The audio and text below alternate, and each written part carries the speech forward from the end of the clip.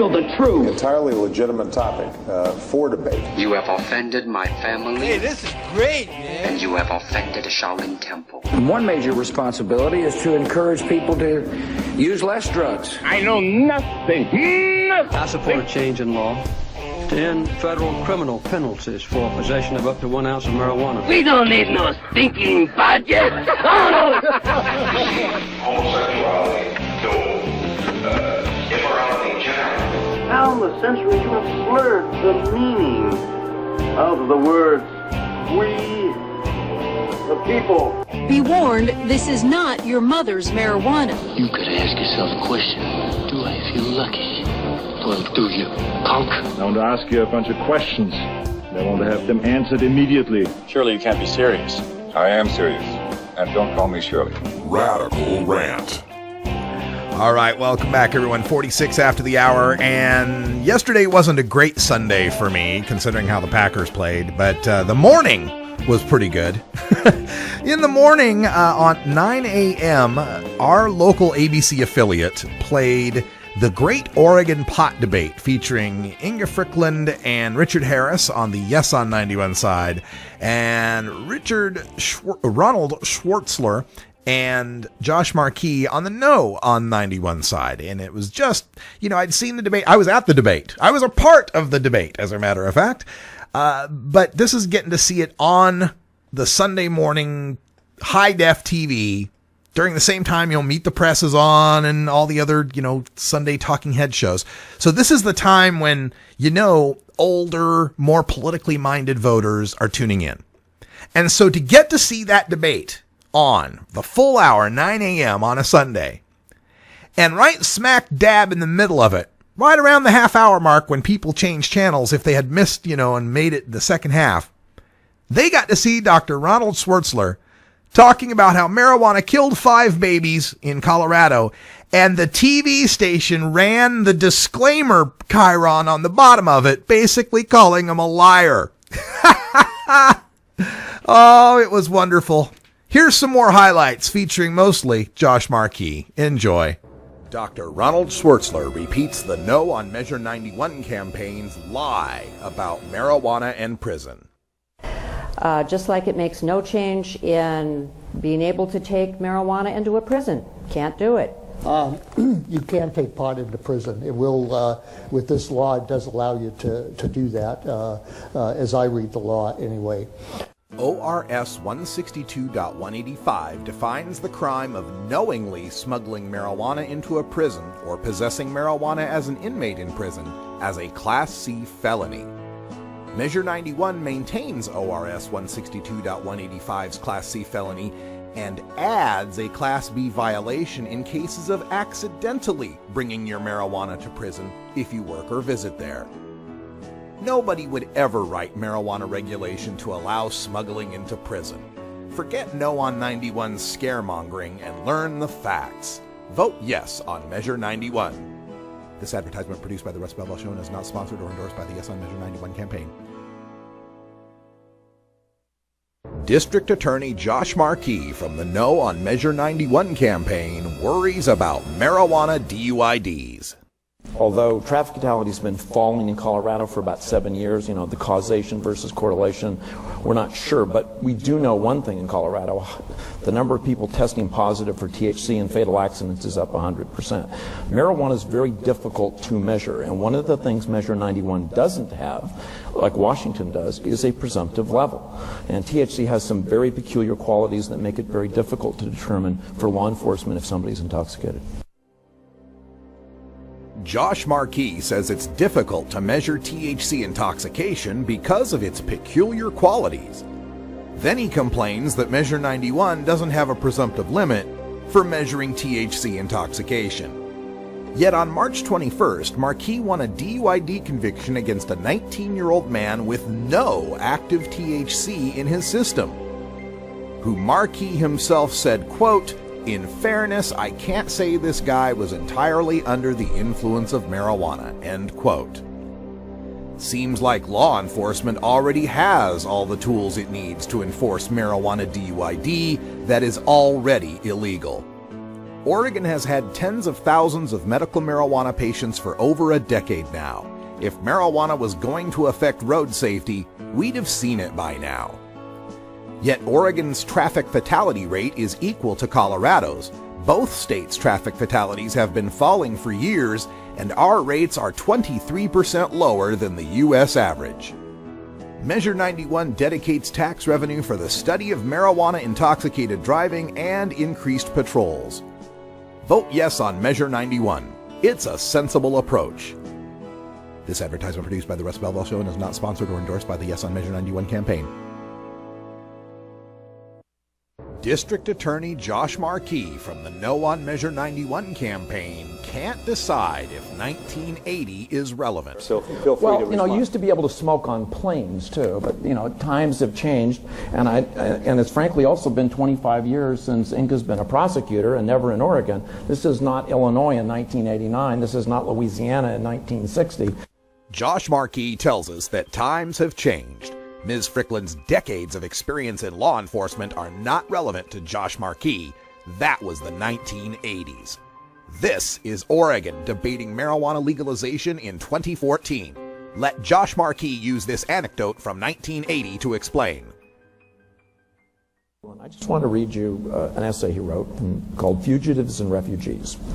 Some of you may have read it. My first week living in Portland in 1980, I called my grandmother for her birthday. This is from a payphone on the Fred Meyer supermarket on Barber Boulevard, just downhill from my 2-bedroom apartment and Stoner roommates. My grandmother and I talk until I have no quarters left and the operator cuts the line. This is mid-sentence and I have no money to call and tell her what happened. Instead, I go home and fire up the bong. The big party bowl smokes like a bonfire of dope, and my roommates are in the kitchen cutting up a small block of hash. There's a knock on the door. It's the police. My grandmother is panicked. Portland's the big city, and she thinks I was mugged on the payphone. She calls the police and begs them to make sure I'm okay. It's impossible the cops don't smell our dope, but all they do is tell me to call home. After a scare like that, the party's over. That's basically the way law enforcement has treated marijuana in Oregon for the last 30 years. We have a minute left. Hold on, folks. In the past year, Oregon law enforcement raided the homes and businesses of the owners of 3 medical marijuana dispensaries in Ontario, Tigard, and Medford. These establishments were providing marijuana to legally registered patients, so police lied to get medical marijuana cards to entrap them into marijuana sales felonies.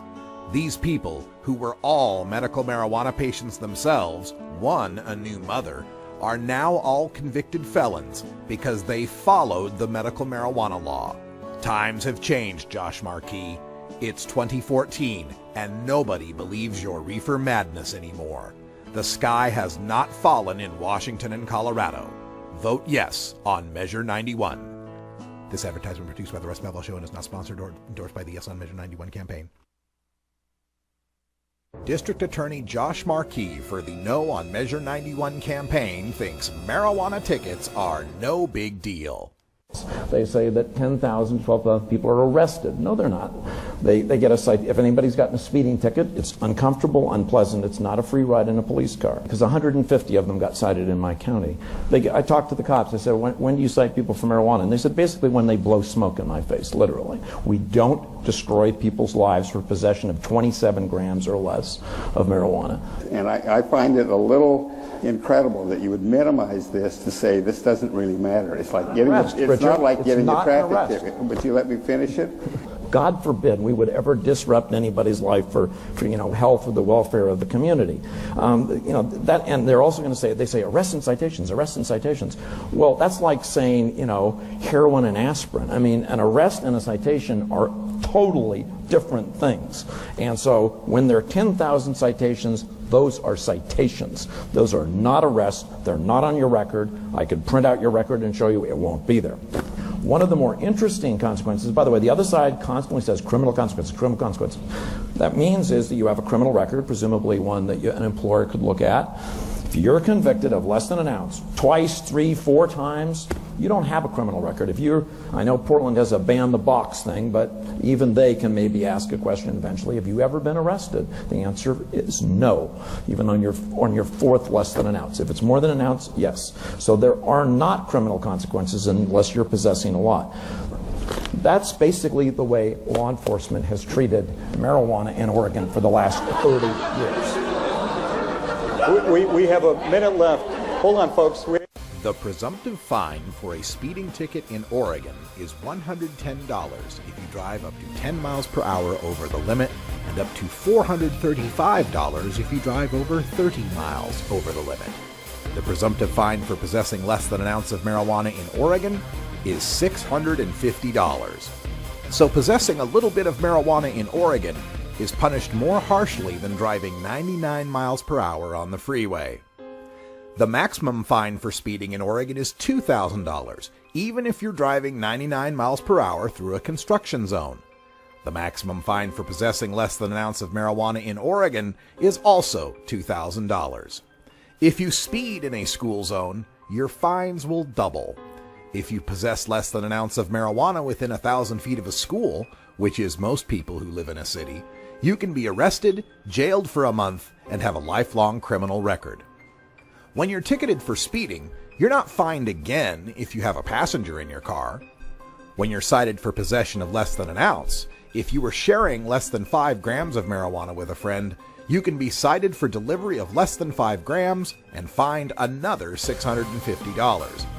If you were sharing more than 5 grams with a friend, your delivery charge can earn you an arrest, a year in jail, and a criminal record. Speeding tickets usually involve little interaction with police. Possessing less than an ounce of marijuana can lead to long interactions with police that include frisks and vehicle searches. Speeding tickets are public records that employers can search when hiring employees for driving positions.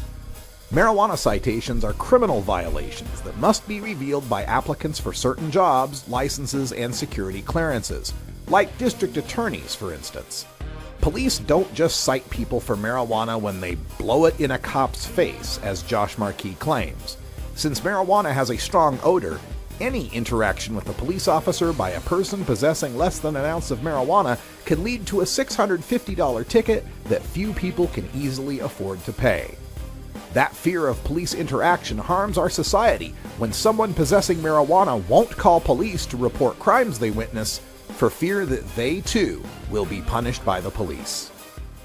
We ticket speeding to discourage people from recklessly harming other drivers. Ticketing marijuana possession isn't discouraging anyone from smoking marijuana.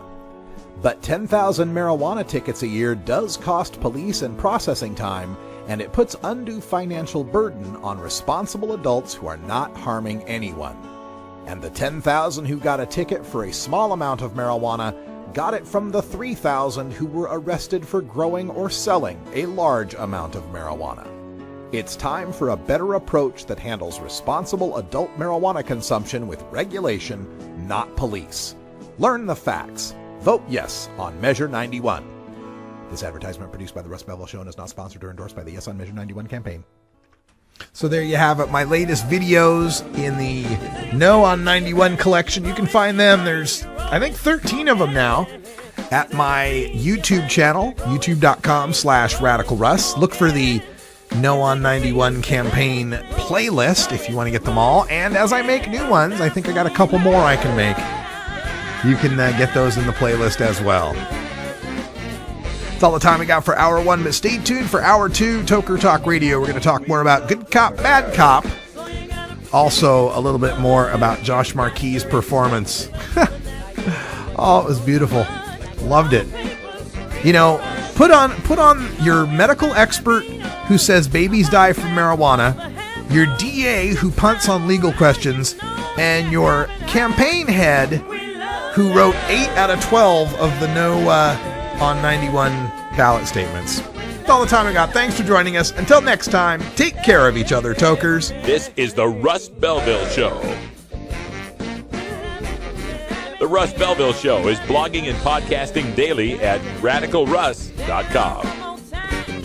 You take a seed, you plant it, you grow it, you dry it, you roll it, you smoke it. You take a seed, you plant it, you grow it, you dry it, you roll it, you smoke it. You take a seed, you plant it, you grow it, you dry it, you roll it, you smoke it, and it goes. I'm Paul Steiglitter. I spent 30 years in law enforcement, beat cop to death.